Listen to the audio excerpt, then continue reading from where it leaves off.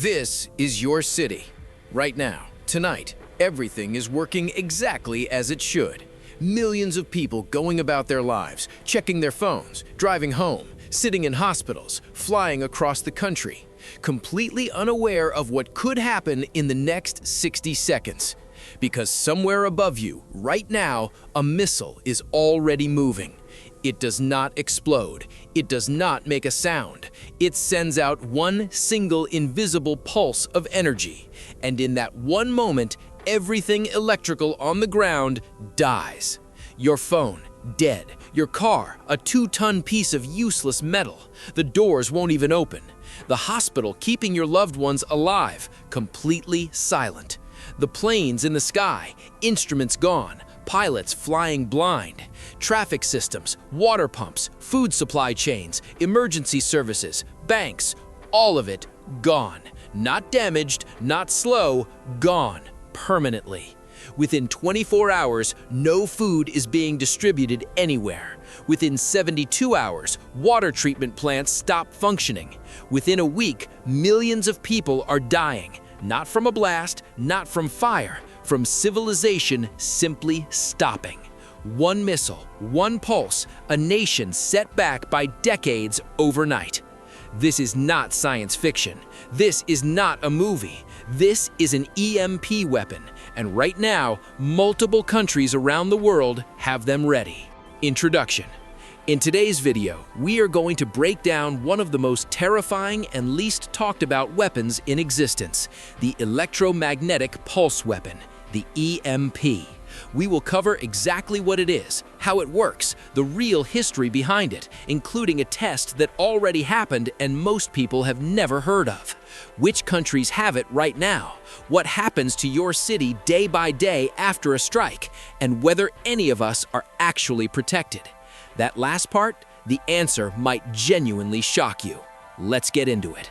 What is an EMP? Let's start simple. An electromagnetic pulse is a burst of electromagnetic energy. Think of it like an incredibly powerful invisible wave, similar to the signal your Wi-Fi router sends out, except millions of times stronger. And instead of connecting you to the internet, it destroys every electronic circuit it touches. Here's how it works. Modern electronics run on tiny, delicate circuits. These circuits operate on very specific, very low levels of electrical current. When an EMP hits, it forces a massive surge of electricity through every conductor it reaches, every wire, every circuit, every antenna, anything metal. That surge is so powerful that the circuits simply cannot handle it. They burn out permanently. Think of it like plugging a small lamp directly into a lightning bolt. And here's the most terrifying part. You cannot see it, you cannot hear it, you cannot feel it. One moment everything works, the next moment nothing does. And there's no turning it back on. The damage is physical. The chips are burned. The circuits are gone. Now, there are 3 types of EMP you need to know about. First, nuclear EMP. When a nuclear bomb is detonated high above the Earth, between 30 and 400 kilometers up, the explosion releases gamma rays. Those gamma rays interact with the atmosphere and create a massive electromagnetic pulse that can cover an area the size of an entire continent. This is the big one, the one that keeps military planners awake at night. Second, non-nuclear EMP. These are purpose-built weapons designed to generate a pulse without any nuclear explosion. Smaller, more precise, can be carried by missiles, drones, or ground-based systems. The United States, Russia, and China all have confirmed versions of these. And third, solar EMP. This one is not man-made. It comes from the sun. A powerful enough solar flare can send a pulse strong enough to destroy power grids across an entire hemisphere. In 1859, an event called the Carrington event did exactly this. Back then, the only technology it destroyed were telegraph systems. If the same event happened today, the damage would be almost incomprehensible. Here is where it gets real, because this is not theoretical. It has already happened. The year is 1962, the height of the Cold War. The United States military detonates a thermonuclear warhead, not on the ground, but 400 kilometers above the Pacific Ocean. The test is called Starfish Prime, and what happens next shocks even the scientists who designed it.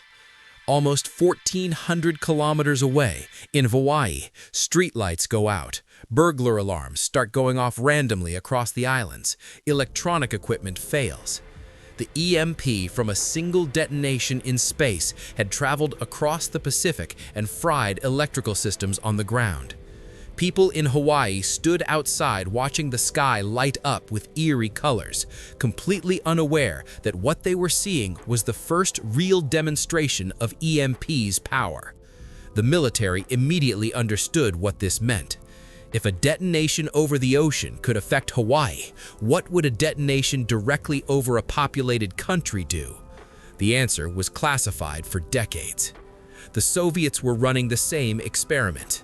In 1962, just months after Starfish Prime, the USSR conducted high-altitude nuclear tests over Kazakhstan. Power lines melted, diesel generators burned out instantly.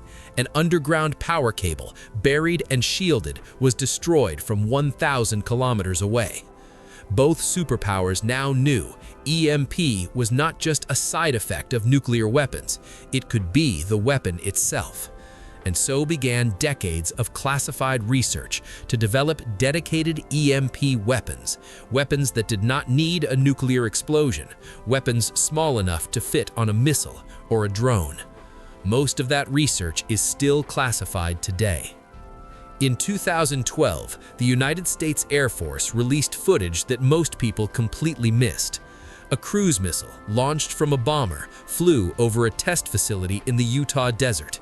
As it passed over each building, the lights went out, floor by floor, room by room. Computers, servers, electronics, all dead. The missile did not explode. It did not fire a single bullet. It emitted a focused pulse of microwave energy. This was CHAMP, the Counter-Electronics High-Powered Microwave Advanced Missile Project. And what made it remarkable was not just that it worked, it was that it was precise. It could target a specific building, a specific floor, a specific room, and disable electronics there without touching the building next door.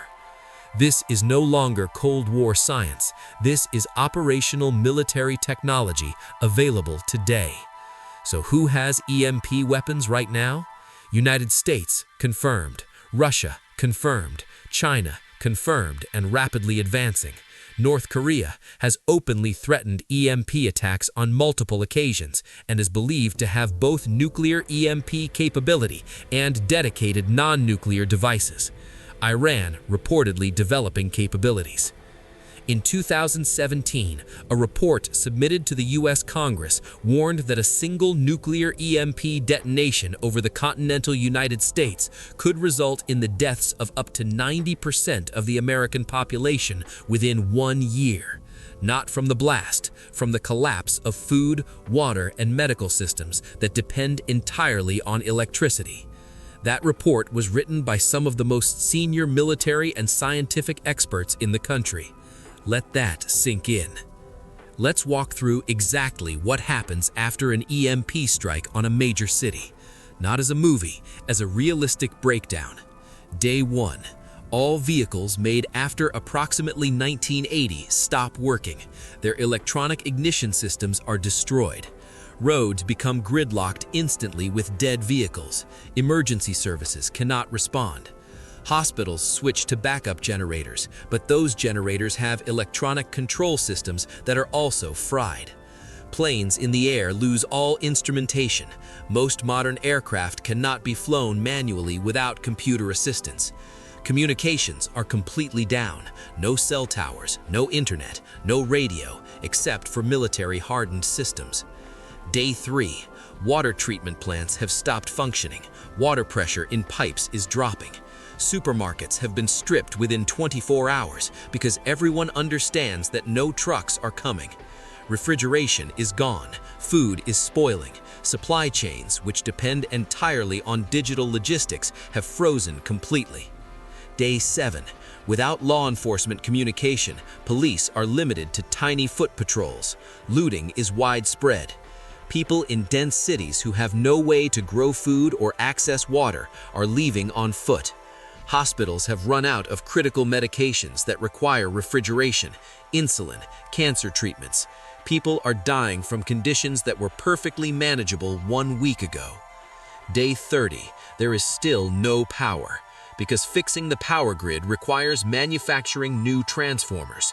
Large-scale power transformers take 18 to 12 months to build under normal conditions with working factories. After an EMP, when the factories that make them have also lost power, that timeline extends indefinitely. Experts estimate this scenario would set an affected nation back to approximately pre-industrial conditions, not metaphorically, literally. So, the obvious question, can we protect against this? The answer is yes, technically, and also, almost nobody has actually done it. The solution is called a Faraday cage, a metal enclosure that blocks electromagnetic fields. Sensitive military equipment, nuclear command systems, and some critical government infrastructure is shielded this way. If you are inside a fully shielded enclosure when an EMP hits, your electronics survive. The problem is cost and scale. Hardening the entire power grid of a nation, every transformer, every substation, every control system, would cost hundreds of billions of dollars. Multiple reports to the US Congress have recommended this since the 1990s. As of today, only a tiny fraction of critical infrastructure has been hardened. The grid remains almost entirely vulnerable. The military knows this, experts know this, and adversarial nations know this, which is exactly why EMP capabilities are not being quietly retired. They are actively being developed, upgraded, and prepared for potential use. Here is what I want you to take away from this. An EMP weapon is not a weapon of mass destruction in the traditional sense. It does not look like a mushroom cloud. It does not level buildings. It leaves no radiation. It is invisible, silent, and leaves no physical trace. But its effects on a modern society, a society that has made itself entirely dependent on electronics for water, food, health, communication, and transportation, could be more catastrophic than any weapon ever used in human history. We built the most powerful civilization the world has ever seen, and we built it on a foundation that can be destroyed by one invisible pulse. The question is not whether EMP weapons exist. They do. The question is not whether nations are willing to use them. History shows they are. The real question is, why are we not talking about this more? If this video made you think, hit that like button. It helps more people find this content. Subscribe if you want to keep going deeper into topics that actually matter. Drop a comment. Are we doing enough to protect ourselves? I want to know what you think. I'll see you in the next one.